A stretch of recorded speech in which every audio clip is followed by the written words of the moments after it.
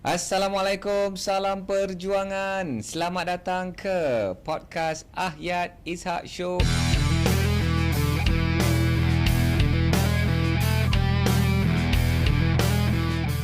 Okey, so sahabat-sahabat semua, kita nak teruskan siri podcast ini. Anda bersama dengan Ahyat, pengasas komuniti pejuang hartanah. Alhamdulillah, sejak pandemik 2020 dah buat Ahyat Ishak Show ni, dan alhamdulillah pada tahun ini kita kembali dalam format baru dan gaya baru, dan ada segmen baru dalam Ahyat Ishak Show, dan segmen hari ini adalah segmen Suara Hartanah. Selalunya nak mengupas 4 topik yang utama: hartanah, kewangan, ekonomi dan bisnes. Tapi dalam segmen Suara Hartanah, kita akan mengulas, mencari isu-isu panas yang melibatkan hartanah. Isu-isu panas hartanah kita akan kupas dan kita akan lihat apa yang sedang berlaku sepanjang minggu atau sepanjang bulan yang terkini. So anda bersama dengan Ahyat, dan dalam Suara Hartanah ni Ahyat ada co-host. Tak tahulah kalau co-host tetap, tapi setakat ini memang co-host tetap bersama dengan anak muda Azim Sulaiman. Aduh, siapa tu? Tak lama. Alright, okay, apa khabar? Alhamdulillah, tak sempat saya nak tanya Azim. So alhamdulillah sihat. So it's good to be back to studio. Podcast. Dan dia rasa excited sikit sebab saya ada nampak benda baru lah dekat kita punya studio ni. Apa benda baru? So kita ada merchandise. Is it merchandise? No, this is adalah eksklusif hadiah untuk eksklusif co-host atau guest sahaja. Wow. So kalau kita punya pendengar dan juga penonton podcast Ahyat Ishak Show berkenan nak beli ni, kita tak dijual, perlu dijemput sebagai perlu guest dijemput. Okey, wow. So kalau yang lain macam mana Kalau podcast yang lain? Podcast yang lain so kalau dia boleh jual Ada? Oh, dia jual tu yang cara kita monetize. Monetize. Agak-agaknya siapa boleh tak tulis dalam komen, adakah siapa-siapa berminat nak dapatkan mug istimewa nak dan bantu eksklusif, support kita punya team. Yalah, nak buat podcast ni bukan mudah. Betul. Nak siapkan peralatan saja berpuluh ribu. Tengok sampai tersasa-sasa berpuluh ribu dan nak set upnya dengan timnya di belakang tabir. Ya Allah, itulah. Dan okay, so this mug dia ada tulis Ahyat Ishak Show ni. Cantik. Ahyat Ishak Show. Dan kat sini ada apa ni? Ada Hidup kata-kata keramat. Satu perjuangan. So inilah Ahyat punya filosofi. Yes, inilah hidup falsafah, satu perjuangan. kata-kata keramat yang telah diilhamkan oleh Atuk Baharum. Dia kata macam ni, hidup adalah satu perjuangan. Kalau disebut ni dengan tangan-tangan dia, semangat betul. Ini pun kita punya ni pun macam gaya tangan juga tu. Macam gaya tangan. Okeylah. Style. Thank you lah tim kerana design ni cantik-cantik. Kita boleh nanti siapa yang berminat, siapa berminat tulis kalau ada lebih daripada 10 orang yang komen nak, maka kita akan pertimbangkan. Azim lagi ganas. Okey. So alhamdulillah kita dah melalui macam-macam topik podcast. Betul. Dan kita dalam Suara Hartanah pun dah mengangkat macam-macam isu. Dan kali ini kita ada 3 isu yang sangat-sangat besar ni. Okay. Dan yang pertama, do we want to go straight into it? Yeah, let's go. Okay, so isu pertama. Okay, boleh ke tunjuk up? Kalau up tu kita tunjuk screen. Okay, apakah topik pertama ni? Azim, macam mana ni Azim? Ya Allah. Wow, apakah? Ini dia punya cerita ni. Mayat wanita ditanam dalam simen di bilik air. Ya Allah. Dekat mana ni? Dekat Malaysia ke ni? Ini kat Malaysia ke ni? Ya Allah, nak jadi cerita dekat ni. Dekat dengan Azim. Ya Allah. Itulah saya kadang-kadang tu rasa macam malu nak mengaku. Tidak. Nama je Royal Town. Masya-Allah. Okay, so this is ini sebenarnya isu ni Ahyat dia tak lalu ke Ahyat punya pemerhatian. Tapi saya tanya tim, apa yang tergempar ni, dan tim cakap Ahyat ada kes pembunuhan, dia tanam mayat dalam Dalam dalam simen, bilik weh. air, dia simen. So macam ni, Kelang, penduduk sekitar kampung Pandamaran dekat sini gempar apabila mayat seorang wanita ditemui ditanam dalam simen di bilik air di sebuah rumah sewa dekat sini pada Ahad. Wow. And of course tak banyaklah detailnya, tapi saya difahamkan dalam X, Yes, di social media di X social ada media. beberapa netizen atau warga X yang berkongsi foto di tempat kejadian, dan tetapi of course di-blurkan gambar tersebut. Wow. So tapi nampaklah juga rupanya sebelum ditebuk. So kalau tengok gambar tu dia adalah kolah air. Macam Okey. kita pergi surau tu ada kolah tu. Oi, jangan pakai surah tempat baik. Okey. Tak, maksud saya itulah. Mungkin kalau orang muda ni tak faham kolah tu apa. Tak ada. ya, Dekat kampung adalah kolah. Kalau kita di kampung dulu kan mandi kolah masih kecil-kecil. Tapi sekarang ni jarang ada kolah kat rumah. Kita Betul. ada shower je. Betul. So ada lagi satu artikel ni, yang ini dia ada tunjuk gambar ni. So boleh tak tunjukkan? Saya nak tengok gambar ni pun saya tak sanggup. Ui, saya tak nak tengok. Jauh-jauh saya tengok. Oh, dahsyat. Ui, So I think this gambar ni kongsikan. Dia dahsyat. So first of all, sangat kejam, sangat Setuju. dahsyat. And macam mana benda ni boleh kantoi pun satu hal juga.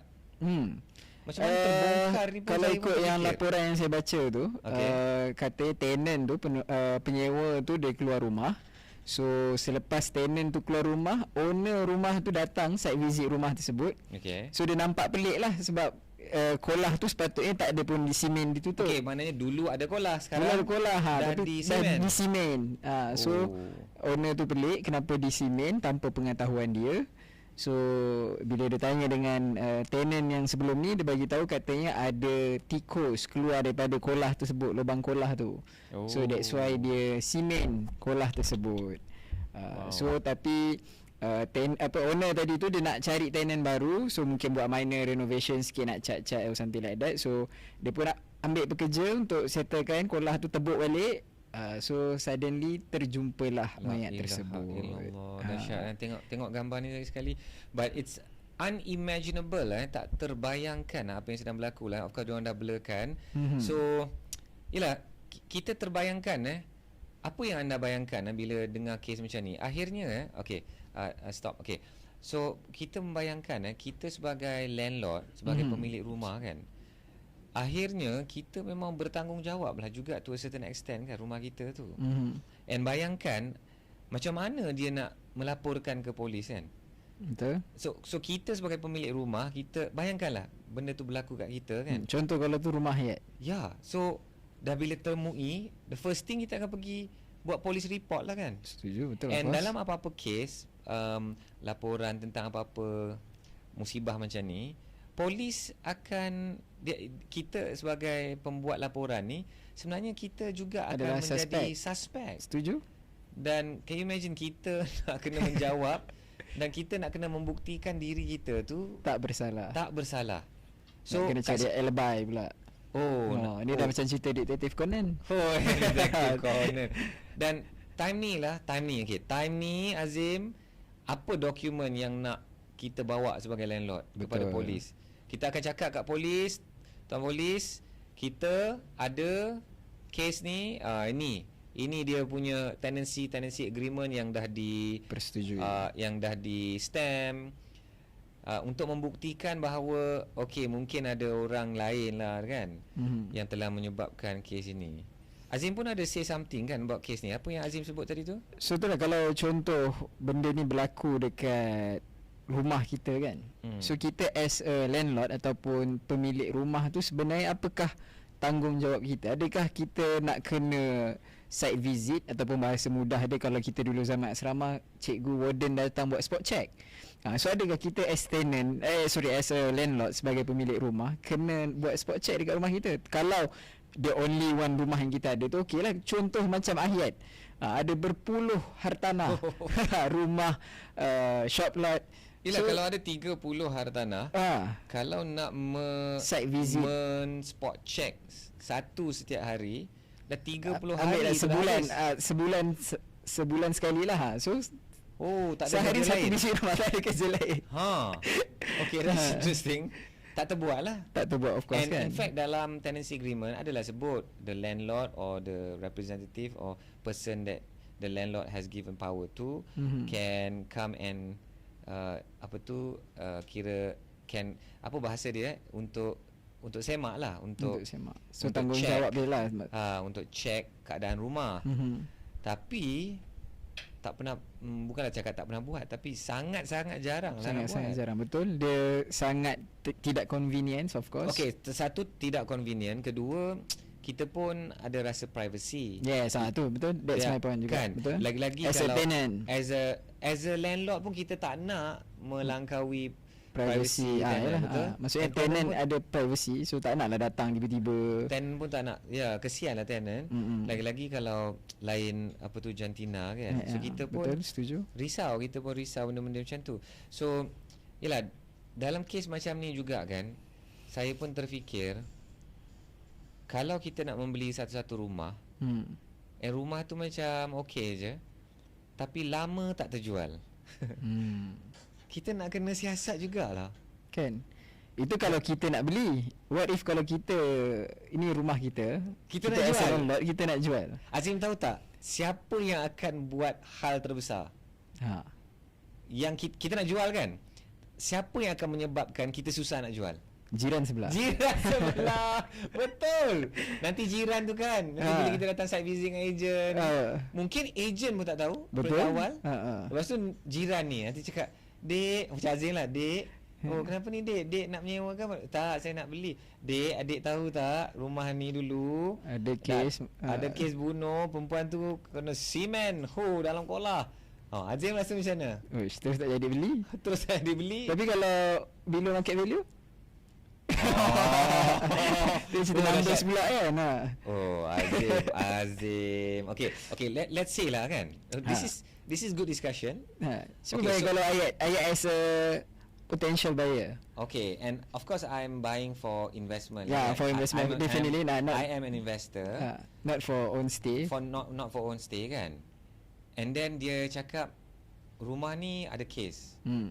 Tu agent tu pula cakap, "Ayat, tapi rumah ni kita jual 50% below market value. Rumah sebelah Ayat rental RM250,000. Rental pula 20%. Yo. Okay, dan rumah ni akan dijual pada RM125,000. Ayat orang yang ke-13 datang ni. So macam mana Ayat? Ayat nak tak? Sejujurnya dia dilema juga ni. Kalau Okay, kalau Azim bagi chance untuk saya berfikir sikit. Kalau saya akan beli. I akan beli. Okay.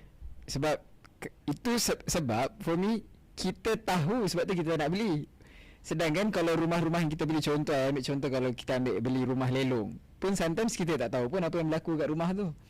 Sejarah rumah tu. Tapi kita beli rumah lelong tu sebab mungkin dapat harga, of course below market value.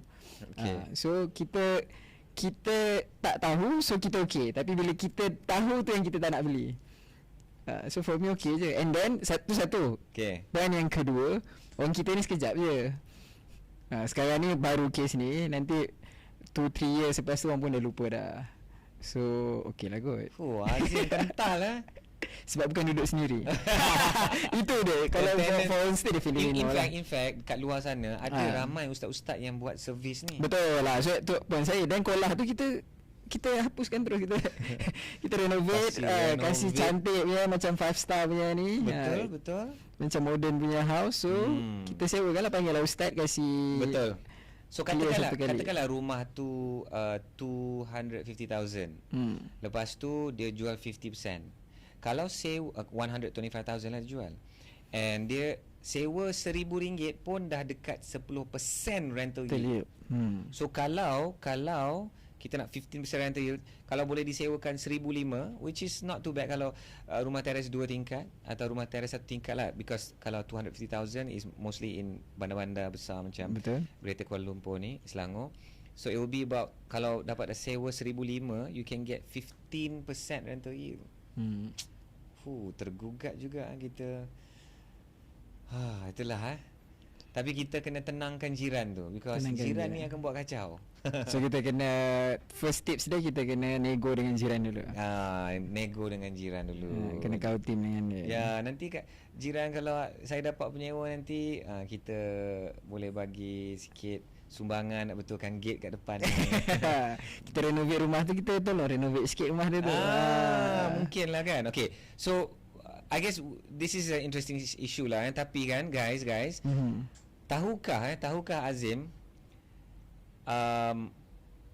kita boleh disaman kalau jual rumah yang kita tahu rumah tu berhantu. Wow, di Malaysia. Bukan di Malaysia.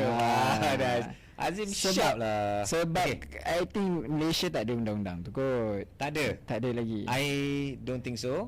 Kita pun tak ada undang-undang tenancy kan. Kita pun tak ada undang-undang yang tenancy yang asas tu pun tak ada. Okey, boleh tak up? Tengok ni saya terbeli rumah berhantu. Bolehkah saya saman penjual hartanah? Wow. Dan ini cerita dia. Adakah anda tahu bahawa penjual hartanah di Amerika Syarikat dan Hong Kong mesti mendedahkan kepada bakal pembeli jika rumah mereka berhantu? Dahsyat So dia kena panggil ni lah. Dia kena bagi tahu. Dia kena bagi tahu. Ya, dan kes ini sebenarnya ada precedence. Sekejap bismillah. Dia bila nak cari balik dia. Ada precedence. Ni kes dia. Kes boleh cari siapa yang geng-geng yang suka nak mengkaji ni. Stambovsky versus Ackley, lebih dikenali sebagai The Ghostbusters Ruling, di mana seorang pembeli berjaya saman pemilik lama kerana rumah berhantu. Walau bagaimanapun, kes ini berlaku di Amerika Syarikat dan lazimnya tidak boleh diguna pakai undang-undang di Malaysia. Wow, agak-agaknya this is an interesting situation kan. Agak-agaknya undang-undang ni perlu ada ke kat Malaysia? Kita saman penyewa rumah yang kalau dulu ada kes bunuh kat dalam tu. Yang ingat tak yang kerat apa tu? 14. Bukan yang kerat tu letak dalam fridge dekat Mont Kiara.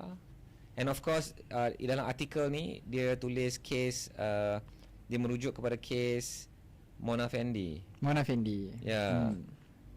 Yeah, what do you think? What happened to her house? What happened to her house? Dapat terjual ke? Rumah dia pun kalau tak silap dekat Kelang juga. Cuma I'm not sure definitely Kelang tu dekat mana. Horror semua kat Kelang ke? Itulah. I think kita kena rebranding balik. Bukan. Okey, ni tulis. Okey, hanya ada beberapa hartanah di Malaysia yang diketahui umum berhantu dan dikesan mempunyai aktiviti ghaib seperti Banglo Mona Fendi di bukan Kelang, Pahang. Section 12 Shah Alam. Section 12 Shah Alam. Dan apa ni? Dan rumah agam 99 pintu di Nibong Tebal. Ui, kena cari ni rumah. Kita boleh buat ni kembara hartanah. Kembara hartanah, rumah-rumah seram. Macam okey, kerana apa ni? Kerana tapi ada undang-undang macam ni. Saya rasa patut ada kat Malaysia. Okey. First of all, macam mana kita as landlord kita nak tahu rumah kita tu berhantu? Itu sebabnya saya kata tadi, adakah perlu ada undang-undang yang mewajibkan pemilik rumah declare yang rumah dia ada pernah berlaku pembunuhan. Pembunuhan lah. Pembunuhan ni because sebab kalau hantu tu general. Itulah yang kat mungkin sini mungkin tak ada pembunuhan tapi tempat tu memang keras ke. Saya ingat lagi masa saya tanya seorang sahabat, dia ejen di Mont Kiara. Dia cakap dia takkan reveal. Dia tahu rumah tu kat mana. Rumah yang berhantu. Yang rumah yang ada yang dijumpa orang dikerat dan disimpan dalam fridge tu. Okey. Dan dia seolah-olah maknanya geng-geng agent tu dia tidak akan membongkarkan benda ni. So kita jaga kita. Kita jaga kita. Okey, betul. Dari segi itu betul lah. So okey, bagaimana, apa perasaan anda, sahabat-sahabat yang sedang menonton atau mendengar? Sila komen. perlu ke, adakah anda sebagai pembeli rumah, kalau kita nak beli rumah subsale kan, adakah anda rasa ini menjadi hak anda? Aku ada hak untuk tahu daripada landlord kalau rumah itu pernah ada berlaku apa-apa kes pembunuhan. Dan itulah kalau nak cakap berhantu. Itulah kalau berhantu for me is too general, sebab mungkin bukan sebab pembunuhan, tapi macam saya cakap mungkin tempat tu memang keras, berpenghuni. Selalunya memang batu memang keras saja. Batu memang keras. Tak, okay, ni kita cerita pasal hartanah. Cuba contoh kita comparekan kalau dengan kereta. Kita beli recon car ataupun second hand car. Okay. Yang mana kereta tu mungkin terlibat dalam kemalangan yang menyebabkan mungkin pemandu tu sendiri mati ataupun yang dilanggar tu mati. Jadi kita tak tahu kereta kita beli. Kita tahu kereta kita beli tu. Ya, I would want to know lah. Kan? Kenapa murah sangat ni? Driver yang sebelum ni dia accident dan mati dalam kereta. Sakit jantung, kena heart attack contoh. Would you buy? Kalau kereta. Dia terdiam sikit. Definitely not lah kalau yang drive kereta tu. Okay. Kalau orang-orang tersayang you akan drive kereta tu? Tidak juga. Tidak juga. Melainkan kita buat sewa kereta. Oh, macam tu. This is interesting topic Okay, my answer is kena ada. Kena ada. And kita kena cadangkan klausa ni mesti ada dalam the Tenancy Act yang sedang diperjuangkan untuk perlu so far ada good news on side yang itu kena tanya Datuk Nazri. I guess macam Harta Guam sendiri, kumpulan peguam-peguam hartanah, mereka pun sedang fight lah untuk benda ni. Tenancy Act. So tak ada berita lagi, but mungkin perlu ada lah kan. So this is interesting topic. Okay, so selesai topik pertama. Wow, satu topik yang saya kalau bukan kerana budak-budak kat belakang tabir dekat kamera ni, kalau tak bukan kerana mereka ni, saya sendiri pun seriau nak kupas topik ni. Bayangkan kalau kita buat nanti rakaman podcast waktu malam. Confirm saya tak nak angkat isu-isu ni. Waktu malam kalau bulan puasa okey. Oh, okay. Bulan puasa selamat lagi ya. Okay. Alright, so anything else Azim? Okay lah. So itulah kita harap benda-benda ni tak adalah berulang ataupun berlaku dekat rumah kita. Jangan berlaku kat rumah kita. And kita pun sedih sebenarnya berita ni kan. Betul. Berlaku kekejaman sehingga menyebabkan kehilangan nyawa. Lepas tu ditanam dengan begitu kejam. Betul, tidak berperi kemanusiaan. And then of course dia mungkin memberi trauma juga kepada jiran-jiran kat kawasan tersebut. Seriously. And then of course the landlord itself. Kan. Ya, ini adalah satu ujian dan musibah besar lah. Dan kita doakan Allah bagi dia ketenangan, Allah ringankan segala beban dan kurniakan jalan keluar dan memberikan dia satu benda yang lebih baik dan semoga yang bertanggungjawab itu dihadap ke muka pengadilan. Ya, kita doakan. Okey. So dari kes mayat wanita ditanam dalam simen, kita nak pergi kepada topik yang ceria sikit. Tadi topik seram. Topik seram kepada dia lah babak-babak kan. Dalam movie ada babak. So babak seram dah settle. Sekarang ni babak yang tiba-tiba langit cerah, ada sinar harapan. Ada sinar harapan. So ceritanya Azim, rupa-rupanya orang muda di Malaysia mereka nak beli rumah. Yes. Ada ke yang cakap anak muda nak beli rumah? Saya selalu kalau saya buat survey kat tengah-tengah jalan yang sampai kena halau shopping mall tu kan. Ada juga kena halau. Kita dah biasa dah kena halau tu dengan security guard, dengan polis bantuan. Dahsyat kena halau. Tapi dengan cara baik kan. Shopping mall ni dia akan buat dengan cara baik. Ada satu shopping mall ni dia hantar dia macam dia punya PR ke marketing dia ke kan. Lepas tu dia cakap baik-baik je, tapi belakang ada dua lelaki bengis yang tidak senyum dan berdiri berpeluk tubuh. Memang seriously berpeluk tubuh. And then kita faham kita telah melanggar. Ini adalah undang-undang landlord. Kita kena ikut. Rupa-rupanya siapa-siapa yang nak buat social experiment ni, kalau nak pergi ke mana-mana shopping mall, pergi kepada department apa dia cakap I tu? Adalah department dia. Dia punya management office dia, dan boleh apply rupanya. Is it berbayar, free? Tak berbayar. So boleh je. And inform. Boleh inform. Dan kadang-kadang dia cakap ada dalam 10 hari, 7 hari, dan akhirnya yes or no lah. Okay. So berbalik kepada cerita ni Azim, bila saya pergi buat social experiment, jumpa orang-orang muda di lapangan, di shopping mall ni, dan saya akan keluar statement, bold statement. Saya akan keluar statement, betul ke anak muda tak suka nak beli hartanah lagi? I always start it that way supaya dia statement yang sentap, statement yang outrage. So mungkin nak tengok apa reaction dia, marah ke, dan kebanyakan orang dia akan macam tak ada lah. Exactly yang macam Azim katakan tadi. So sekarang ni artikel ni Azim yang telah jumpa, dan dia bertarikh dia kadang-kadang tarikh kat bawah sekali. Betul. Dia bertarikh berapa hari bulan? 2 Disember 2 Disember 2022 last year lah. Okay, so 1 year ago. So I guess it's still relevant. Yes. Dan ada satu pengkaji ni, kumpulan mereka ni menerbitkan kajian, dan kumpulan ini Institut Penyelidikan Pembangunan Belia Malaysia, IYRES. So that's kind of interesting. Dan mereka telah buat survey kepada 3,444 peserta. Okay, of course, adakah ini satu sample size yang cukup banyak untuk mewakili semua anak muda? Sudah tentu jawapannya tidak. Tapi bagi survey hartanah 3,444 ni, boleh tunjuk okey. 3,444 peserta dalam survey ni is considered quite strong lah for a survey yang macam ni. Faham? Dan yang dia dapati, yang pertama, the main point is 91% belia lah ni.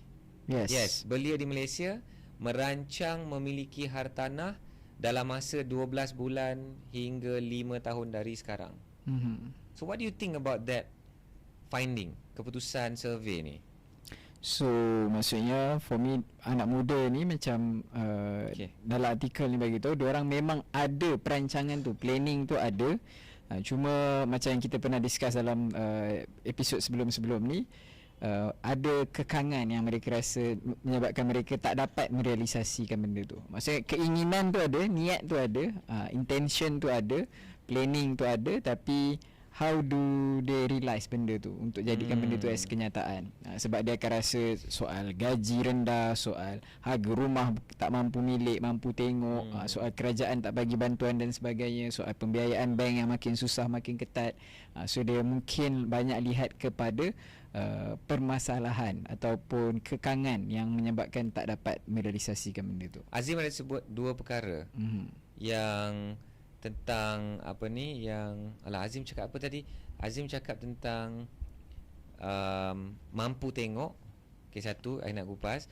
Dan yang kedua, Azim cerita tentang semakin susah nak dapat pembiayaan bank. Okay, yang cakap pasal mampu tengok ni, ialah because kita kan rakyat, bila dia rasa susah nak membeli rumah, kan, ini bukan rumah mampu milik, ini nak mampu tengok pun tak mampu. Betul. Because itu satu reaction spontan yang datang daripada emosi, sedih, marah. Betul, setuju. Frustrated, kan. Dah rasa tak ada harapan. Ialah tak mampu tengok pun. You cakap rumah ni mampu milik. Because ramai orang rasa 300,000 tu harga rumah mampu milik. Itu pun dah tak tepat, kan. Because mungkin di Putrajaya, di Kuala Lumpur berbeza dengan di Perlis atau di Kelantan, kan.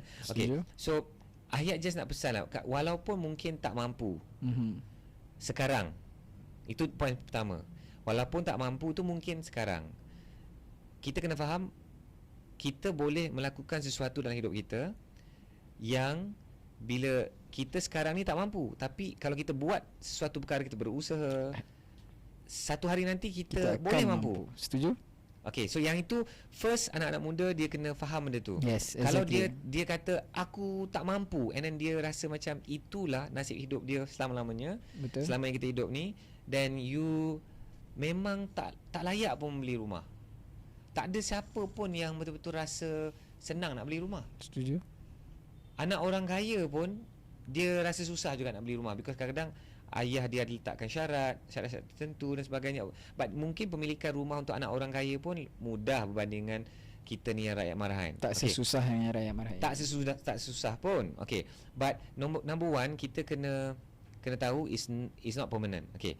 Number two, orang-orang muda belia, dia tak boleh gunakan dia tak boleh ada emosi yang negatif, thank you. Yang negatif terhadap hartanah. Contoh Azim, kalau Azim ada seorang AWEX ni yang Azim yang AWEX. Azim minat Okey. ada ke? Dia tahu soalan terus dah. Ada ke? Mungkin ada. Okey, dia di kursi kuning ni dia tahu dia kena jawab dengan berhati-hati. So, kalau dia cakap tak ada seseorang di luar sana yang akan rasa macam, oh, hari tu you kata lain. Dalam ayat Ishak Show you kata lain. So mungkin tu pesanan tu untuk ayat juga. Okey, supaya ayat beringat. Kerana isteri sedang menonton. Yes. Yang itu saya sentiasa ingat. Betul. Okey, atau kemungkinan kedua, kalau dia cakap tak ada di kerusi kuning ini, dan mungkin ramai penonton dan pendengar sedang menonton dan mendengar, dan adalah peluang untuk beliau. Ada harapan. Okey, so point kita apa tadi? Point kita tadi apa tadi? Okey, so bayangkan, Azim ada AWEX ni, Azim kan. So mungkin ada yang mungkin tak ada tu. Okey, dan Azim sangat negatif tentang dia. Of course takkan dapat lah AWEX tu. Betul. Dia, kalau you suka AWEX tu, you nakkan dia, dan you akan berusaha. Yes, you akan berusaha. You akan ada positive minded. You membayangkan satu hari you boleh visualize, nak dapat berkahwin dengan dia ke, build a family kan. Mestilah ada positive vibes terhadap AWEX tu. Betul. Sama juga dengan hartanah. So kita kena ada the positive vibes lah pasal hartanah ni, jangan negatif. So okay, and ayat pun dalam kita bergurau mampu milih, tak mampu tengok pun, kita dah kena, because I have a saying tau, jangan cakap tak mampu, cakap belum mampu. Cakap belum mampu. Okay, that's good, that's one. Because bila kita cakap belum mampu, dan kita tahu satu hari kita akan mampu. Mampu. Now, thank you, I tak pernah cakap that way. Okay, but the line was like this. Kalau kita jangan cakap tak mampu. Jangan cakap tak mampu, cakap tak tahu. Because kalau kita cakap tak mampu, otak kita terus jam, terus negatif. Aku tak mampu lah ni, memang aku selama-lamanya lah, aku memang macam ni lah nasib aku. Tapi kalau kita cakap tak tahu, dia akan paksa kita macam nak kena ambil tahu. And apa yang aku nak kena ambil tahu tu, ilmu apa aku kena cari. So otak kita dah mula macam mencari ilmu apa. Okay. And then bila dah terfikir pasal ilmu, kita terfikir tentang siapa yang nak menyampaikan ilmu ni. Betul. Dari mana aku nak dapat? Mungkin daripada internet ke, nak berguru ke, daripada kawan ke, nak cari mentor, nak tonton ayat Ishak Show ke. Ya. So jangan cakap tak mampu, tak tahu. Alright. The second thing that I want to nak ulaskan is, kalau orang muda rasa pembiayaan bank tu semakin susah, sebenarnya kita akan kalah sebelum perang. Tidak menyerah kalah. Yes. Kita sepatutnya kena fikir macam ni. No, apa yang Azim cakap tu, itu reality, itulah perasaan. Betul. Yeah, thank you for highlighting that. But I just want to nak ubah mindset, because everything is about mindset. Kita kena fikirkan macam ni. Okay, sekarang ni syarat bank semakin ketat, semakin susah aku nak mendapat pembiayaan untuk beli rumah. Okay, so itu salah satu punya mindset. Dia punya stigma dia. Okay, stigma. The second mindset is, Azim, you should be like this. Okay, so bank ada 100 syarat. Aku nak lepas 100 syarat ni. Bring it on. Macam mana nak lepas? Tahun 2024 ada 101 syarat. Tak apa, aku siapkan 101 syarat. that's how I started my journey. Because from my mother and from the sifu-sifu around me, diorang macam ni tau. Bila ni ada regulation, ada dokumen ni kena cukupkan ini kan. Benda tu tak menjadi annoying untuk diorang. Benda tu menjadi satu benda yang diorang macam okay, apa take lagi? Take it as a challenge. Take it as a challenge. Macam okay, kau nak sepak aku. Okay, aku tahan. Engkau nak tumbuk aku pula kan. Kau nak siku pula kan. Dia macam fighter. Dia fighting fighter. Spirit tu. Thank you, fighting spirit. So early in my journey nak menjadi pelabuh hartanah, my mother memang sangat-sangat ganas bab-bab ni. Ayat kalau ada 20 syarat, ada 30 syarat, itu syarat tu memang dah ditentukan. You kena penuhi lah. Kalau you duk meroyan ke, you salahkan ke, you menangis ke, you complain ke, nothing change. Tetap ada 20-30 syarat tu, 100 syarat tu yang you mesti lepaskan diri kan. Betul, setuju. So I guess kita panjang lagi kita nak kupas artikel ni. Dan artikel ni dia tulis 90. To me I think up balik I rasa I think it's very powerful lah Azim. 91% daripada orang muda belia daripada 3,444 ni dia kata dia nak beli hartanah. Now the second thing that I want to talk about is this word merancang. Now if I were to be able to speak with these people yang buat survey ni, I nak soalan ni dipecah dua. Nak tanya orang-orang muda ni, dia mahu tak memiliki hartanah? Itu pertama. Yes. So I want to know, dia nak ke memiliki hartanah? So maybe it's yes or no. Can it be a maybe? I think yes or no. Yes or no je kan? Okay. The second question is, for the people who say yes, you dah merancang tak nak memiliki rumah? Dan apa perancangan? Dan apa perancangan? Yes, I would want to know. Ya, saya cakap tadi lah, kalau dia dah ada perancangan, dia kata yes, and then dia kata ada perancangan. So macam saya cakap tadi, kalau dia kata dia tahu syarat bank ketat, so dia tahu apa yang dia patut buat, apa yang dia patut rancang untuk lepas syarat tersebut. Kalau dia kata soal gaji kecil, so dia tahulah apa perancangan dia kena buat supaya gaji dia yang tak cukup tu akhirnya cukup untuk kan dia lepas, entah tu mampu nak beli rumah. So itulah maksudnya planning tu, perancangan. So bayangkan dia nak beli dan dia dah merancang. Dia nak beli tapi dia belum merancang. Nak je, niat je. It's good. Ada niat tu is the first step dah. Betul. Tapi dia belum merancang. So kat sini if we can even be even more granular, maknanya kita betul-betul memahami psikologi, because Ayat memikirkan nak mencari ubat kepada sakit ni. Betul. Solusi dia. Ya, dia punya solusi dia. So okay, so kalau dia tak nak beli rumah, apa solusi dia? So tak semestinya membeli rumah, tapi kita tahu it could be a psychological, it could be an emotional, it could be something why you tak nak. Maybe it's past experience, your parents pun bersusah payah, nampak lihat mak ayah sengsara kena hartanah. So it could be that. So we can solve that problem, nak atau tak nak. Okay, yang nak beli hartanah, dia dah merancang, belum merancang pun, kita boleh ada solution yang khas untuk dua-dua perkara tu kan. Okey, Azim, 91% kata nak merancang hartanah. Diorang ni nak beli jenis apa? Kalau ikut kajian tersebut, pilihan jenis rumah mengikut keutamaan adalah yang pertama, bertingkat seperti kondominium ataupun apartmen studio, ataupun unit rumah kecil pejabat kecil ataupun SOHO, small office, home office. Kemudian barulah beralih ke rumah jenis teres ataupun landed. Okey. Soalan ni sangat-sangat kritikal. Okay guys, soalan ni sangat-sangat kritikal, especially untuk industri hartanah, untuk orang-orang yang nak membina rumah. Developer, definitely. Developer. So inilah macam kita pernah discuss dalam episod sebelum ni, mana supply and demand tu.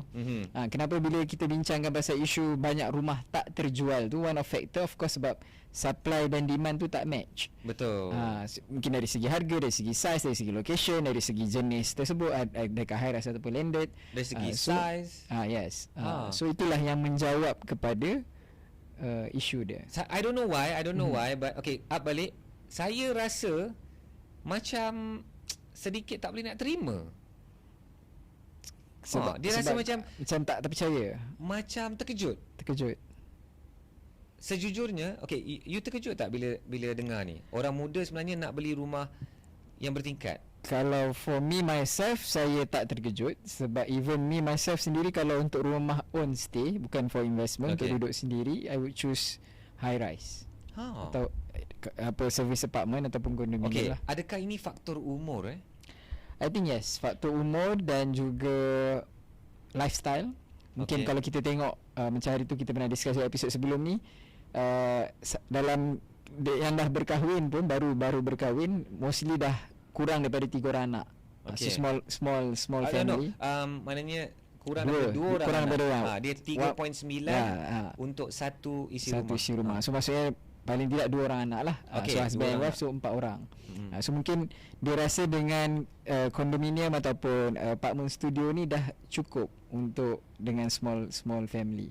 And especially kalau bujang lah, tu belum kita cerita statistik kalau anak muda ataupun belia yang berumur 25 hingga 40 tahun yang belum berkahwin, belum mendirikan keluarga. So mungkin of course diorang akan lebih prefer rumah high rise seperti ni, kondominium ataupun apartment studio ni. One of it sebab rasa senang nak manage mungkin. Tak ada, kalau ada rumah landed nak kena bersihkan laman rumah, porch. And then kalau rumah kondo ni dia rasa macam duduk dekat, kalau kita pergi hotel kan, duduk dekat hotel bertingkat, so dapat view tu, duduk daripada view tinggi, especially kalau dekat area Greater KL ni mungkin mendapat view menara-menara pencakar langit, TRX, KLCC dan sebagainya. So itu memainkan peranan lah, ataupun bahasa muda ni kata healing. So bolehlah healing. Hari-hari boleh healing. Buka balcony kan, buka balcony. So syarat dia tu lah. Good point. Syarat dia kalau saya lah, kalau rumah high rise ni dua wajib ada balcony lah. Kalau tak ada balcony tak payah. Kalau tak ada balcony tak payah. Sebab at least balcony tu lah pot nak healing tu. So at least adalah boleh enjoy. And my opinion juga kan, dia ni survey kepada belia. Tak tahu dalam artikel ni tulis tak, belia ni dia anggap yang ni dah masuk kategori belia ni, maksudnya yang 30 ke bawah ke, atau ada kategori mereka yang tersendiri? Kalau ikut ni dia tak ada sebut spesifik lah. At one point belia was below 40. Below 40, betul. So sekarang ni belia secara rasmi is below 30 ke? Below 30 or 35? I think 35.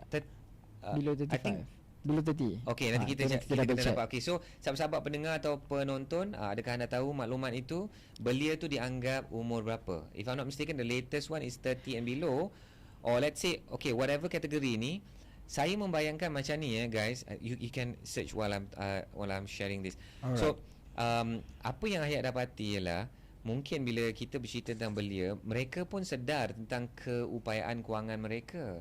Dan mereka pun sedar bahawa rumah-rumah bertanah pun terlalu mahal. Yes, kalau yang one of factors. Could be kan, macam Selangor. Imagine if you go to certain places like, of course like Bandar Kinrara, or certain places like Bukit Indah in Johor. So you know the prices of landed property, 2 stories. Kalau contoh dekat Temasha Glen Mary, it's all 1 million and above. There's a Park City, Bandar Utama, those Bangsa, Taman Tun Dr. Ismail. You're talking about if you talk about Kelana Jaya sekalipun, kalau yang corner tu, of course lah, kalau corner kan, kalau corner single story pun is already 7 figures and above. So mungkin anak-anak muda pun mereka ni ada pengetahuan yang simple, yang asas macam ni. Gaji aku sekian banyak, rumah-rumah yang bertanah, yang teres ni pun sekian banyak nilainya, harganya. So no point aku nak fikir tentang rumah-rumah itu. Since survey ni tanya apakah jenis rumah yang kau nak pilih, so dia sendiri akan secara logik ni memilih kondo. So mungkin because we don't know exactly how many percent yang selected rumah-rumah bertingkat. Betul. But let's say if it's majority, so I feel that part of the majority is, yes, dia orang nak yang macam resort feel, nak healing dan sebagainya, nak facilities, keluarga kecil, facilities, and then maybe partly because of pocket because of kekuatan kewangan. Kekuatan. Okay, Azim, you found So something? yes, umur belia di Malaysia adalah masih lagi 40. Secara 40. rasmi? Secara rasmi masih lagi 40. Hanya akan dikuatkuasakan 1 Januari 2026 adalah 30 tahun had. Okay, So sekarang masih lagi 40 tahun. So itu apa tu, artikel? Artikel daripada Harian Metro, Nice. daripada Itu bertarikh? statement daripada Menteri Belia Sukan sekarang Hannah Yeoh pada 23 November 2023. Nice. Thank you, Yes. Azim. Finally I have the answer. Okay, guys, seriously guys, umur belia, so I suppose they're still using the current range, 40 which is years below old. 40. So Hayat masih lagi belia. Azim, janganlah macam tu, Azim. Yes. Sengaja ke buat macam Hayat tu? masih lagi belia. Saya berjiwa belia. Berjiwa Dari segi belia. umur Okey. Dari segi umur tu dah tak lagi. Ya, betul tuan-tuan dan puan-puan. Tak apa, kita punya penonton tak check IC. Tak check IC tapi kita kena bercakap yang Jujur. benar, jangan bercakap dusta. Dah doa tadi kan, setiap kali kita mulakan podcast kita ada doa, dan salah satunya ialah tentang lidah. Ya Allah, engkau peliharalah lidah. Bergurau tak apalah. Bergurau tak apa. Okay, so thank you Azim. So nanti we'll give that in the show notes as well. Yeah, okay. You mark that. Okay. So Azim, apa lagi yang Azim dapat ni daripada artikel ni? Kita nak ringkaskan, kita nak tamatkan. Mungkin just nak add on yang Ayat punya point tadi. So yes, mungkin antara salah satu faktor kenapa mereka ataupun golongan belia ni memilih rumah high rise macam kondominium, service apartment ni sebab faktor usia. Tapi kalau saya boleh tanya sedikit dengan Hayat, real case lah, macam saya difahamkan Hayat punya in-law dia stay dekat high rise. High rise. Setelah mereka stay in bungalow landed, sekarang ni mereka stay dekat condominium. So condo. Ayat tahu kenapa reason diorang move out from bungalow? Because it's more manageable. Diorang berdua je. Point dia. Ya. Senang nak urus, nak cleaning. And of course dari segi kos kehidupan, semakin tua kan, savings dan keperluan perubatan, savings dah makin kurang. Betul. Lepas tu ada keperluan pula untuk urusan-urusan kesihatan. So duit tu dah kena lebih berhati-hati. And yeah, I guess maybe dia orang downsize. Anak cucu pun dah duduk rumah masing-masing. Rumah masing-masing. Tidaklah kerap sangat balik. Tidak kerap sangat. That my point, which is apa nama, orang akan cakap, selalu orang-orang kita orang Melayu dia akan cakap rasa sunyi, rumah besar-besar bila dah berumur. Bila dah berumur ni duduk rumah besar-besar, rumah banglo, tak kisahlah setingkat ke dua tingkat ke, tapi rasa sunyi bila anak menantu cucu tak balik rumah, so rasa sedih. So that's why sometimes bukan hanya faktor golongan golongan muda je yang memilih untuk high rise, tapi ada juga golongan yang dah berusia warga emas ni, bila anak-anak dah besar, dah berkeluarga, dah berkahwin, duduk rumah masing-masing. So diorang rasa lebih selesa duduk rumah yang kecil lah. Kecil sikit. So Kondo service bertingkat, apartment, yang ada security, yang ada services, facilities. Betul. Semua orang kata one stop center lah. You nak pergi gym dekat situ ada, you nak pergi groceries kat bawah mungkin ada, kedai runcit. Dia ada macam multi-purpose hall yang boleh jemput setakat small group. Betul, gathering, mini gathering. And Mount Kiara ada macam games room, kitchen, ada movie room. Betul lah. Dan sekarang pula lagi macam bawah ada shopping mall, atas rumah. So lagi senang. Betul. Macam bosan je turun bawah pergi. Semua dah ada one stop center. You're right, brother. In fact, when you said that kan, satu saya terbayangkan, dia macam graph kan, graph umur. So muda, I mean okay lah, let's say like what, 20s and then maybe 30s until 50s ke, and then the umur yang lanjut yang dah berusia. So maybe yang memulakan hidup tu. Life cycle. Yang memulakan hidup dengan yang nak mengakhirkan hidup ni, mungkin dia orang pun mencari rumah-rumah bertingkat, betul, high rise. Okay, kisah benar. Guys, seriously, kisah benar baru jadi pagi tadi. Ada seorang ni, dia kira macam top 5 kot dalam satu syarikat yang kalau sebut ni orang akan kenal. Okay. Dia so tak boleh sebut. dia kira orang minyak lah, orang minyak. Dia orang minyak ni oil and gas lah, oil and gas. Syarikat bukan ni 10-20 ya. Apa dia? Bukan mau pump 10-20 tu orang minyak kat tu. Oh ya. Bang, kuning ke hijau? Kuning ke hijau? Yang tu pun orang bekerja dalam bidang oil and gas. Yes. Okey, yang ni dia memang top lah. Okay. Dia jenis yang loaded, banyak duit. Apa yang berlaku ialah dia pindah ke high rise. From bungalow. Is it a bungalow or but landed property? Landed property, okay. It's not a bungalow. Dia macam semi-D. Okay. It's a big house lah. It's a big house lah. And dia okay, but in this case, in this case dia tak downgrade. Okay, sorry. Ni contoh yang kurang tepat tapi macam ni. Dia ada rumah 2 tingkat yang landed, yang semi-D, dan dia pindah sekarang ni kerana usia. Dia pindah ke ni first time I baru tahu kat Puchong ada triplex. Maknanya selalu duplex ni triplex. Selalu duplex ni maksudnya kondo tu ada 2 tingkat. Triplex adalah 3 tingkat. Rumah dia sebenarnya lagi besar daripada rumah lama. In terms of size pun lagi besar. 4,000 lebih square feet. Wow. Memang size bungalow. So dia kira nak upgrade ke, bukan, it's not a downgrade lah, but it's a upgrade. But maksudnya dia beli tu, saya just cakap, tuan kalau bercuti kan senang, dia security. Dia cakap yes. And I said, tuan nanti tak payah nak fikir nak jaga rumput, nak jaga garden kan. Dia cakap yes, I ada rumput pun, my rooftop is my garden.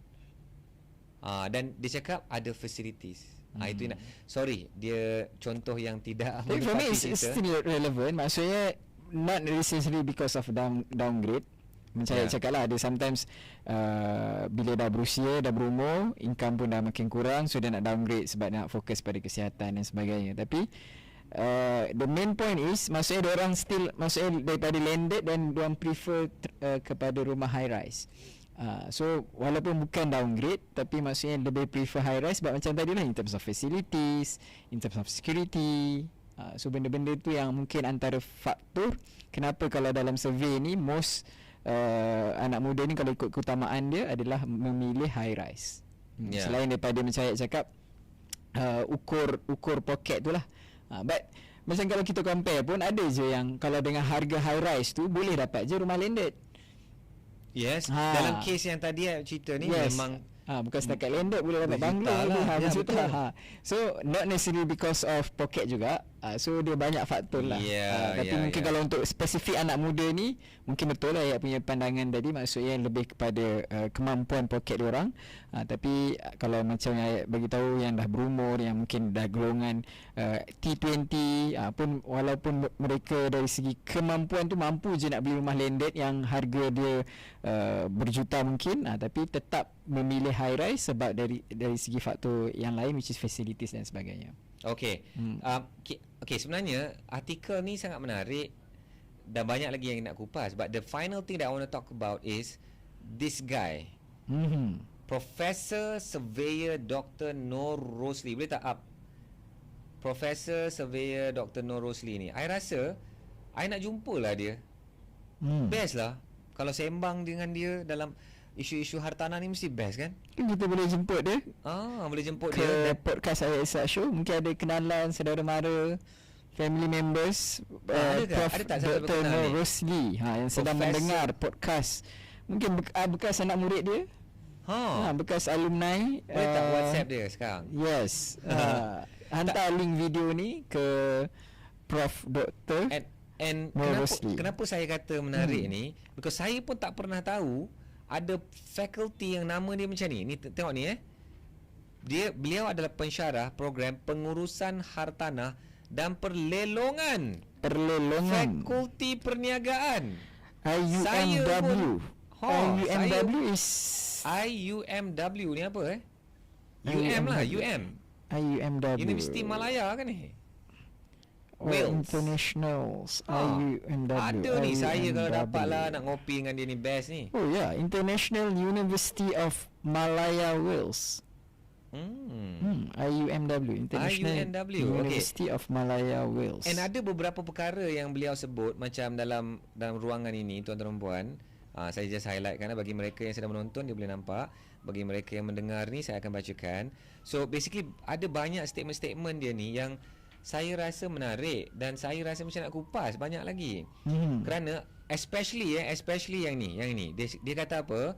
Pemaju menjadi perhatian spekulator dan membeli unit hartanah lebih daripada satu kerana mahu pulangan tinggi dengan cepat. Okay, so this might be true, but as a property investor, I disagree. So, ramainya orang yang membeli hartanah, dia fikirkan kebanyakan hartanah kat dalam pasar hartanah ni adalah daripada pemaju. Sebenarnya itu tak sampai 20% pun from the market.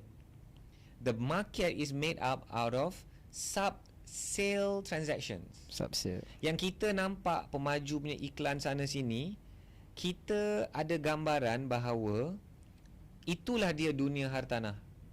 Kat situ je yang boleh beli hartanah. Padahal sub-sale lagi besar lagi.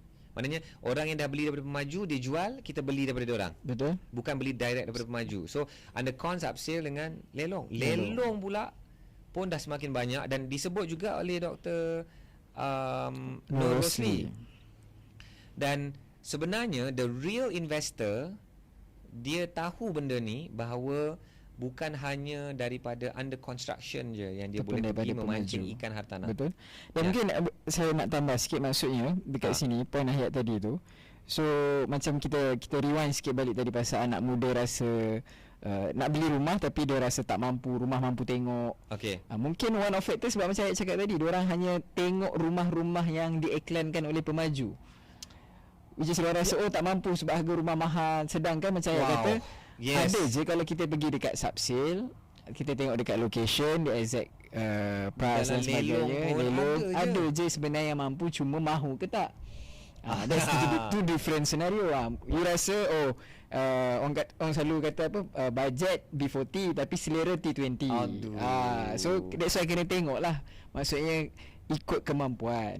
So ada je sebenarnya rumah yang mampu, tapi mungkin bukanlah macam cita rasa you nak ada view nampak KLCC, mungkin dia jalan kaki ke LRT station. So mungkin tak adalah sebegitu spesifik. So maksudnya sebenarnya diorang mungkin anak-anak muda ni banyak melihat kepada macam saya kata tadi, undercon punya ataupun direct developer punya market. No, I love this. In fact, kalau you betul-betul income B40, selera T20, saya nak bagi tahu satu nasihat. Teruskan ada selera T20 ni. Betul. Tapi berpijak di bumi yang nyata, selagi kita punya income bukan T20 dan you tidak layak untuk mendapat gaya hidup T20. So kita usaha ke arah T20. Because you dah ada selera T20. Betul, tu mindset tu dah ada. Mindset tu dah ada, drive tu dah ada. Orang-orang macam ni selalunya dia dah jelas apa yang dia nak, InsyaAllah dia akan berjaya because dia akan usaha. Betul. Yang tak kenanya orang, especially contohnya M40 dan CBCP T20, M40 dia nak hidup gaya T20 and then you akan rosakkan you punya kewangan. Setuju. But this is very powerful point, Azim. Ialah dia point mahu, apa yang dia mampu, apa yang dia mahu. Rumah tu dia mampu tapi dia tak mahu. Dia tak mahu. Bukan yang dia mampu hanya flat. Contohnya. Hello, I pun membesar ni, my parents pun rumah teres. Takkan I nak mulakan hidup rumah flat? I must at least mesti start rumah teres juga. Kan? Or maybe some feel that way kan. Betul. So in fact benda ni pun ayat selalu kupas dalam kelas dari segi life cycle macam ayat sebut tadi. So kita start dengan mana yang kita mampu lah. So mungkin kalau kita compare dengan parents, parents dulu dia start terus dengan landed.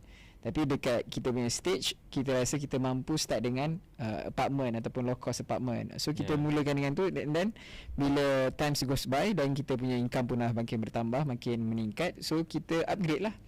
So ada fasa upgrade rumah tu sampailah akhirnya mungkin ending dia, end goal kita nak retire dekat rumah landed. So kita upgrade from time to time. So itulah dia strategi upgrade yang kita Upgrade selalu yang cerita. selalu Tak ayat apa. kupas, betul? Boleh upgrade insyaAllah. So I guess it's good. Thank you so much kepada Dr. Nur Rosli yang juga memberikan pandangan beliau dalam artikel ni. I agree with some of his statements, and macam tadilah ya, ada sedikit pandangan berbeza, and it's cool. That's cool. Yeah. Alright. So dah selesai dah isu kedua. Oh, timing okay. Isu kedua, dan kita nak juga kupas isu ketiga. Mungkin kalau boleh dengan ringkas. Are you okay, Azim? We take a break first. And we take a break. Kita akan sambung isu ketiga. But guys, Yes. isu ketiga, guys dengar ni. Bayangkan Azim, Azim beli rumah. 10 tahun kemudian Azim dapat satu surat yang saman Azim kerana Azim dah tersilap beli rumah yang sepatutnya dijual kepada Bumi Putra. Contoh. But that's not my fault. But it's in the not first your place. fault. But ada orang yang tuntut penalti ni besar-besar kepada Azim. So salah siapa? Salah siapa? Kita akan tahu salah siapa apabila kita kembali dalam Ahyat Ishak Show.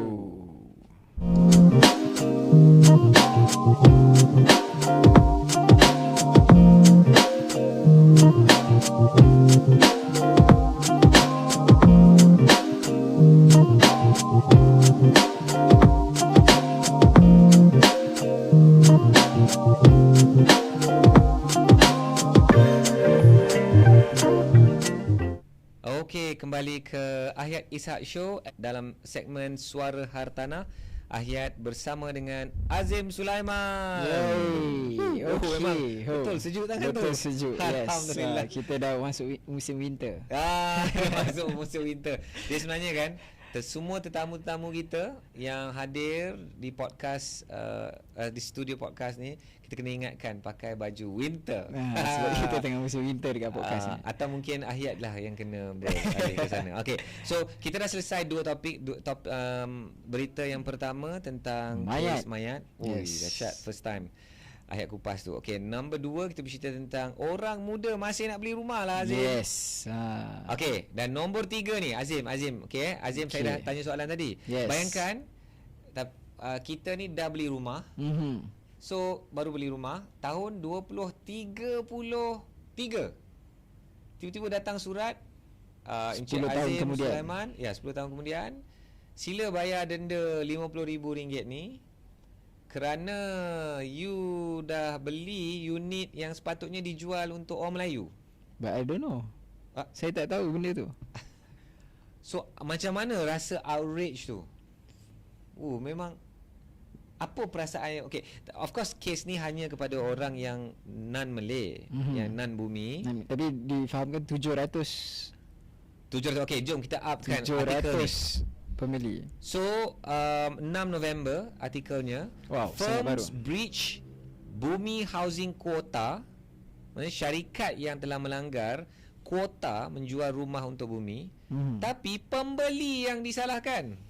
So ini betul-betul 6 November last month. This one was 6 November. 6 November last month. Okay. Yeah, so about a month ago, pada hari rakaman ni. So more than 500. Tadi Azim mana nampak 700 tadi? 700 I think. Okay, more than 500 unit More than owners 500. of a housing project in Rawang were sold Bumi Putra lots without their knowledge. So non-Malays dia beli rumah. I mean in most situations beli direct dengan developer lah this one beli direct daripada developer.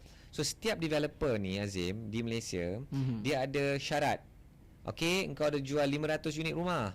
Okay, 50% mesti jual kepada Bumi Putra. So dalam kes-kes ni dilaporkan bahawa pemaju dia terlebih jual. So contohnya 500 unit, 50%, sepatutnya 250 je yang dia boleh jual kepada non-bumi. Dan dia terjual 300 unit kepada non-bumi. So bumi hanya 200 pembeli. So 10 tahun kemudian yang 50 pembeli ni dia baru dapat tahu. Sekarang ni dia baru dapat tahu yang dia beli. Pemaju hari tu jual unit yang sepatutnya dijual kepada bumi. Dan benda ni pun terbongkar disebabkan Benda ni terbongkar sebabkan mereka menerimalah surat saman tu. Disebabkan surat tuntutan disebabkan pemaju itu. Okey. Okey, up. Okey, bagus Azim. Tanya soalan yang bagus. So diorang ni dapat surat ni daripada liquidator. Because pemaju sudah bankrupt, sudah gulung tikar. So liquidator ni dialah yang kena menyelesaikan semua aset-aset syarikat yang winding up ni, supaya dapat bayar balik kepada creditor, kepada shareholder. So itu kan? Kita nak fahamkan konteks kepada pendengar dan juga penonton Akhir Esat Show. Bila satu company tu dia goes bankrupt, dia akan nanti mahkamah akan lantik liquidator lah untuk selesaikan semua aset-aset apa-apa yang ada lah. So barulah terbongkar orang kata pekung 10 tahun lepas. Pekung ataupun mungkin boleh dikatakan kriminal oleh pemaju. So sebab benda tu bagi tahu tadi diwajibkan syarat yang diletakkan oleh KPT. So kalau lihat another article, ni artikel ni Azim kena tahu ni, dalam hartanah, ya betul, Ahyat pengasas komuniti pejuang hartanah. Pejuang hartanah macam mana Ahyat mengajar orang-orang Melayu dari segi ilmu. Ilmu itulah yang membantu orang Melayu, orang Islam kita nak memperjuangkan pemilikan hartanah dalam kalangan orang Melayu. Betul. Tapi Mamat ni siapa Mamat ni? Datuk Chang ni is one of my hero. Dalam hartanah dia hero lah. Dia memang banyak memperjuangkan isu-isu hartanah. Tak kira untuk orang Melayu, orang Chinese, untuk pembeli. Dia memang fight untuk pembeli because dia ni adalah National House Buyers Association Honorary Secretary General. Datuk Chang ni dia memang fighter. Dia akan fight. Kalau you ingat you pemaju bilion ke, you taikor besar ke, pemaju yang tersohor nombor 1 ke apa ke, kalau salah dia tibai. Dia ni memang lain macam sikit dia ni. Dia berani. So dia memang dan dalam artikel ni lah dia highlight. Contohnya Selangor, Azim rasa berapa persen kalau pemaju nak jual hartanah di Selangor, berapa persen? 30%. Almost. Dia 40% Bumi Putera kuota for housing. Dan mesti disertakan dengan 7% Bumi Putera discount. So the different state dia punya different state. So dia ranging from 30 to 50% kuota. So ditentukan oleh state government lah. Yes. And can you imagine, dia ada satu lagi perbezaan, Bumi Putera kuota dan Bumi Putera unit.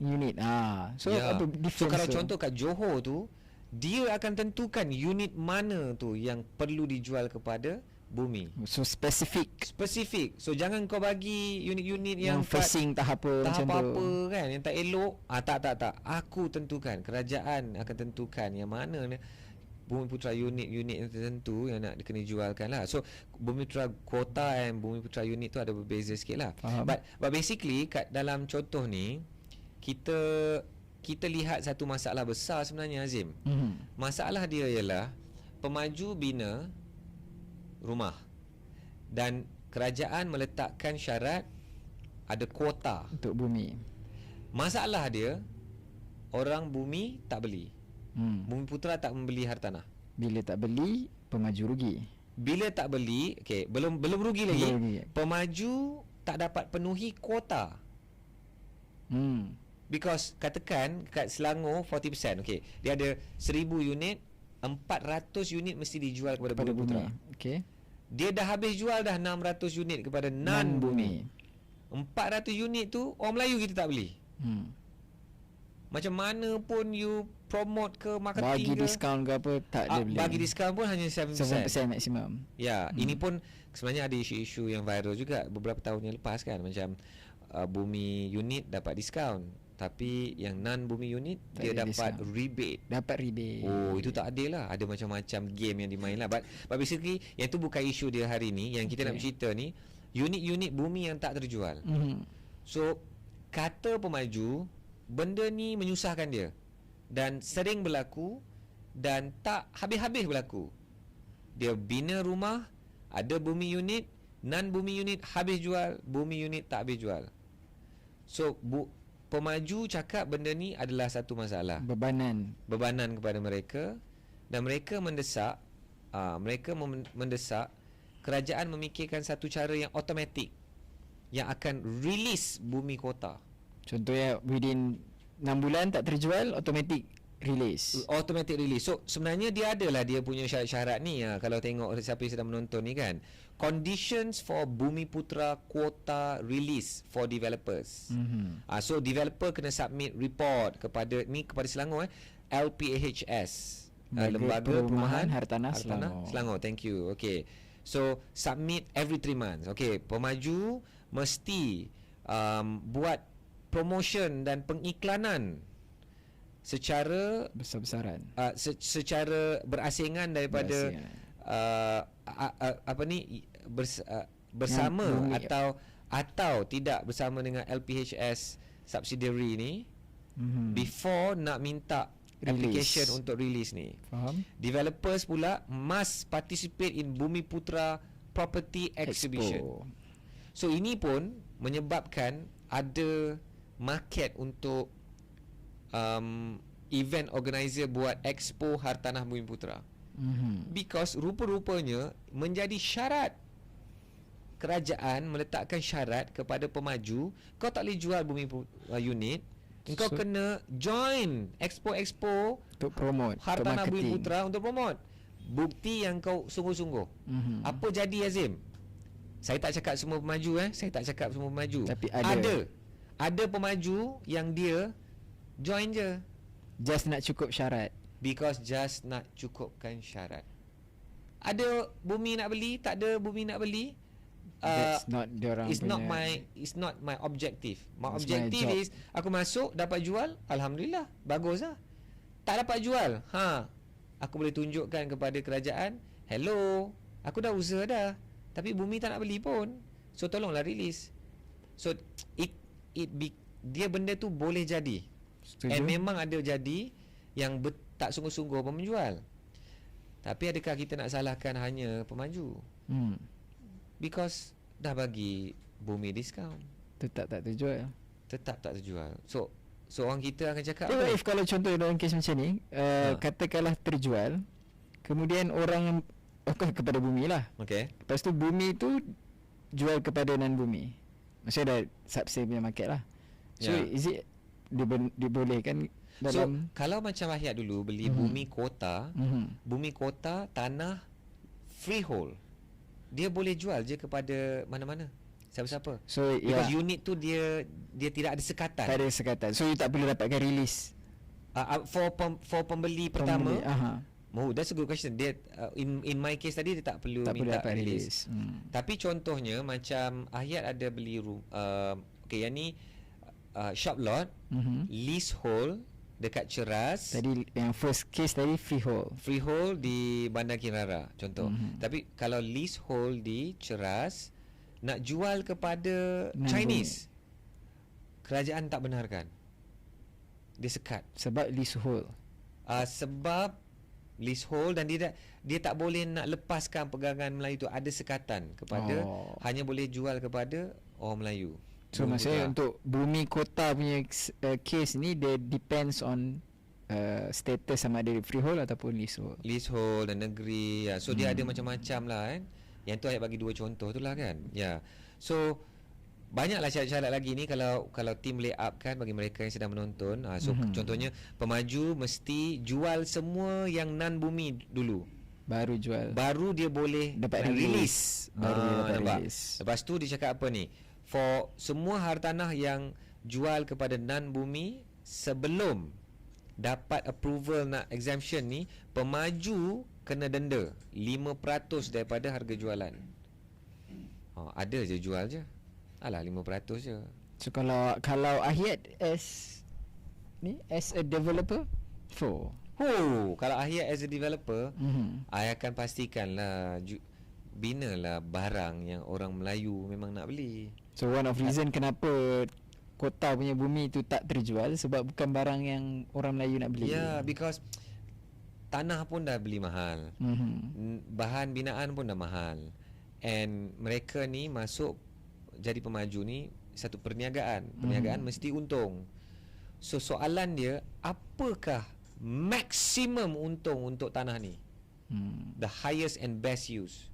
Sebenarnya filosofi ni lah yang dipegang oleh industri, dan filosofi ni jugalah yang menjadi masalah kepada supply and demand. Betul. Because if a consultant says that you should build an integrated property on this piece of land, which comprise of, because dia land dia pun commercial property, which comprise of retail outlet macam shopping mall kecil, ya, macam Azim cakap tadi, and then it comprise of small offices, macam office betul-betul office, and then another one is Soho, and then size pula kecil-kecil, 500-600 square feet. This kind of products dalam mahal. Ada ke tempat di dalam masyarakat kita? Demand. Lagi-lagi yang sangat-sangat kecil. So bila yang sangat-sangat kecil ni, ada dua kegunaan. Untuk beli duduk sendiri atau beli untuk pelaburan kan. Yang duduk sendiri kecil sangat pun. Tapi survey yang tadi tu cakap orang muda don't mind yang unit-unit saiz kecil ni kan. Ya, ramai sangat ke orang-orang muda yang nak beli saiz kecil tapi mungkin 3-400 ribu. 3-400 ribu pun mahal. Betul. Boleh kalau subsin mungkin boleh dapat apartmen. Maybe not apartment. Like you said lah, mungkin apartmen yang bukan selera sangat, kayak yang modern design. Ya. So these are some of the issues lah kan. So kalau kita jadi pemaju, memang, and it's easier to say than do lah. Kita ni gila weh, tanah saja pun dah berapa juta you nak beli. Tapi kalau as investor, Ayat as investor, so macam that's why saya tanya soalan yang first tadi, adakah kita as a buyer, kita boleh, bila kita dah beli bumi kota tu, and then kita boleh jual subsale kepada non bumi. Alright. So kalau as investor, orang Melayu yang ada duit, yang ada capital modal yang banyak, so boleh ke dia beli je bumi kota ni daripada pemaju release kepada non bumi. So once dia beli, and then mungkin 2-3 years later dah dapat kunci dah semua, then dia jual kepada non-bumi. Ini nasihat Hayat. Now this one is very important advice. Kalau anda adalah seorang pelabur hartanah, if you are a property investor, sebenarnya kan, and if your plan is to flip or to sell, sebenarnya rumah you ada kota ke tak ada kota ke, ada sekatan tak ada sekatan, sebenarnya you kena berhati-hati, especially kalau ada sekatan, of course lah. Now kalau rumah tu ada sekatan, hanya boleh dijual kepada Bumiputera, kita kena pastikan tempat kita tu memang ada demand Bumiputera atau tidak. At one point Ayat ada kata pelabur hartanah jangan sentuh Malay Reserve, because dia sangat bahaya. Why bahaya? Because of exit plan. So Malay Reserve and Malay Kota is two different things. Yes. Ini Bumi Kota and Malay Reserve. Malay Reserve land. Kalau Malay Reserve ni hanya boleh dijual kepada orang Malay. Sebenarnya Malay Reserve ni pun lagi satu topik ni. Malay Reserve land, kebanyakan pemaju, maybe 80% of pemaju Malay Reserve land is non-Malay. And they sell it to Malays. So di manakah orang kita yang sepatutnya menjadi pemaju? At least Malay Reserve land, kita pemaju Malay, kita jual kepada Malay. Tapi yang non-Malay tu ambil kesempatan, ambil peluang. Tak boleh nak salahkan mereka. Mereka dapat lihat benda tu sebagai peluang. So coming back to this. So ada satu ketika Ayat kata jangan sentuh Malay Reserve, because isu dia ialah exit. Kan, sebab exit. Ada sekatan tadi. Ada sekatan. So we worry that you cannot resell it to Malay. You tak boleh jumpa orang Melayu yang nak beli semula, yang mampu nak beli semula. So that's a big risk. Dalam pelabur hartanah ni kita just ada fikirkan 2E, 2R. 2R, risk and reward. Risk and reward. Yang awal tadi tu betul, 2E, entry and exit. Saya cakap pasal exit tadi. Entry and exit. Thank you. 2E and 2R. 2E is entry exit, 2R risk and reward. So dalam hal ini Ayat dah ubah dah nasihat Ayat. Boleh beli Malay Reserve, bumi kota ke apa, bumi lot yang ada sekatan, boleh beli for investment, because ada yang dijual murah sedikit daripada harga market, atau unit-unit yang open sebab ada discount tadi, because ada discount khas. Boleh, tapi syarat dia sangat-sangat strict, sangat-sangat tegas. Lokasi itu memang ada demand bumi. Strong demand. Memang ada strong demand. Because kalau unit you bukan yang ada sekatan pun, orang kat situ pun memang orang Melayu je nak belinya. So it's okay. In this type of situations, it's okay. Like I remember there was a certain part of Bukit Ramamputra. So kita kena kaji, ada Bukit Ramamputra yang Malay Reserve. Then is it safe for you to go there? Or yang bumi kota tu, is it safe for you to buy that property? Adakah memang ada demand untuk, memang demand dia orang Melayu punya kat situ. So contohlah kalau kat Shah Alam, Shah Alam kan, dia memang demand orang Melayu. So kalau pun you beli rumah yang ada sekatan, yang nak membeli kat situ pun memang orang Melayu. So you don't have to worry. You get what I mean? Faham? Tapi what if kalau demand kat situ non bumi? So contoh macam di Sarawak. Ada no. Tak payah contoh this. Contoh mi. Pedih. I beli unit yang sebenarnya unit tu apa Unit tu ialah unit Puchong. Okay. Puchong. Bumi. And dia ada, you beli bumi kota lah. Yes, it's a, was it a bumi kota or bumi lot? Dia ada sekatan lah. Dia ada sekatan, okay. Means kena jual kepada bumi juga. Masalah nak cari pembeli. Memang masalah nak cari pembeli. Sebab kena jual dekat bumi juga. Yes. And that location, tak ada pun masjid dekat kawasan tu. Jauh nak kena pergi. Orang Melayu memang tak nak duduk situ. Oh, bahaya.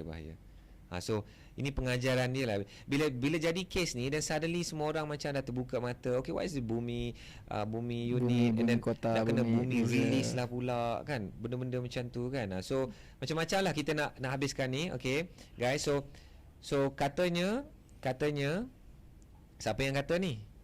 Ni 21 November, katanya non-bumi buyers who were deceived into buying allocated Bumiputra housing lots in Selangor and are now grappling with high penalty fees can appeal to have the Bumiputra discount of 7% and also an additional 5% penalty waived. And ni disebut oleh Chairman Komiti LPHS Tuan Borhan Aman Shah. So boleh appeal. Bagi mereka yang ada dapat surat-surat tu lah. Maksudnya kira untuk kes ini,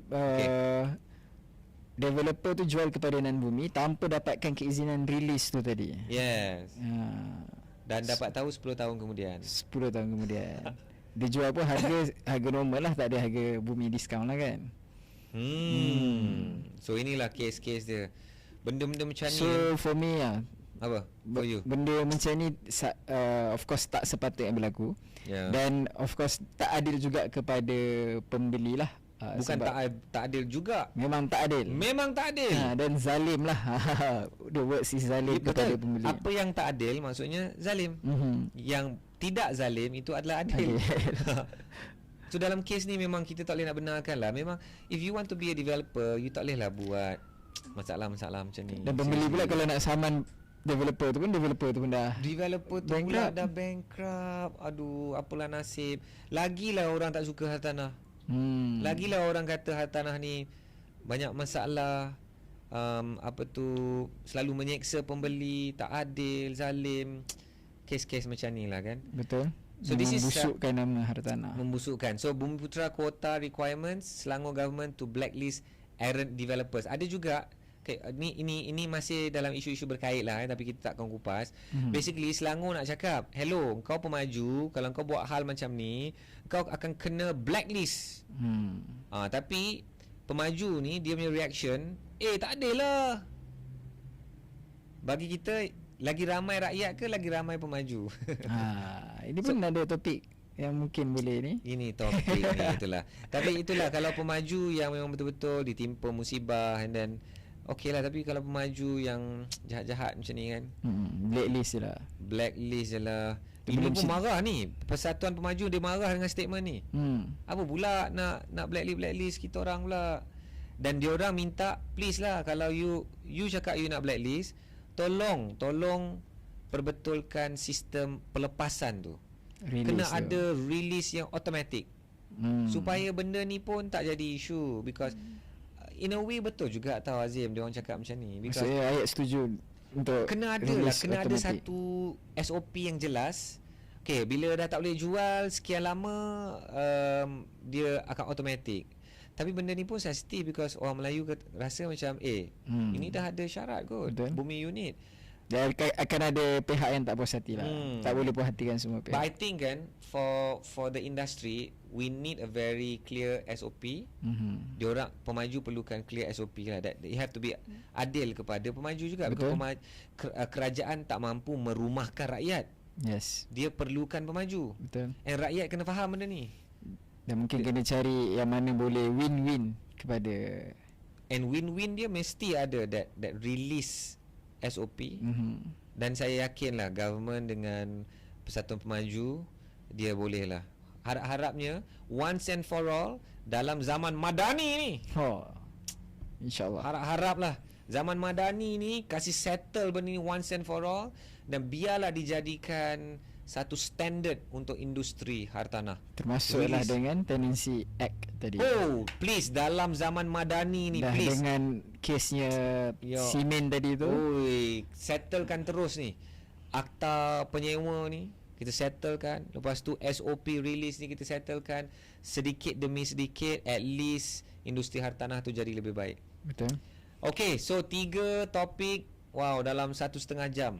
Maknanya satu topik tu lebih kurang 30 minit. Ingat boleh kupas dengan lebih pantas. Tadi sebelum kita start kita cakap apa? Jom kita cuba try test 1 jam. 1 jam. Rupa-rupanya jadi 1.5 jam. Okay lah. But I guess this is the topic yang kita dah kupas hari ini. Azim, so untuk yang last topik ni, apakah kita harapkan? Itulah dia tadi. Please lah. For this case lah, untuk pembeli tu.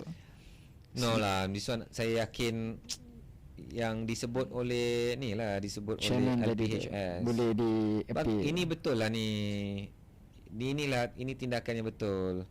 Boleh lah appeal dan dia waive, dia mansuhkan lah denda-denda ni. Bukan salah dia kan. Betul. Yang ni memang yang ini memang confirm salah pemaju Yes. Oh yes. Tanpa ragu. Tanpa ragu kali ni Kadang-kadang kita cakap depends juga kan. Tinggal what proof, apa yang bukti bukan bukti salah pembeli. Mungkin pemaju boleh cakap, saya dah cakap tau sama ini pembeli. You beli ini unit black and white tu lah. Bumi unit. Tapi saya jual dekat you tau.